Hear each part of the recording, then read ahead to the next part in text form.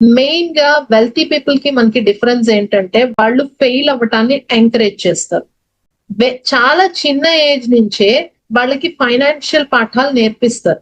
అంటే they should know how to work with money, how to feel safe around money, how to behave with money. ఇవి చెప్పాలి పిల్లలకి. 100 rupees ఉన్నప్పుడు వాళ్ళ face లో ఉన్న ఆ ధీమా, ఆ ఆనందం, ఆ ధైర్యం చూడండి. వాళ్ళకి ఆ 100 ధైర్యాన్ని ఇస్తుంది. అప్పుడు వాళ్ళకి చెప్పాలి, ఈ 100 ని ఇంకొక 100 ఎలా చేయగలవో ఆలోచించని చెప్పాలి. So at the dinner table వాళ్ళు 10 ఇయర్స్ వచ్చేసరికి వాళ్ళని ఎంకరేజ్ చేస్తారు ఏదో ఒక దాంతో వాళ్ళు మనీ సంపాదించడానికి.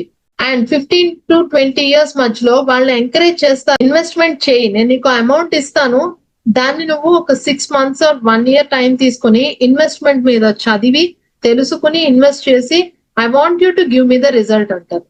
రిజల్ట్ అన్నారు కానీ పాజిటివ్ రిజల్ట్ అనలేదు. దాని వల్ల వాళ్ళకి డబ్బుతో ఎలా వ్యవహరించాలో తెలుస్తుంది.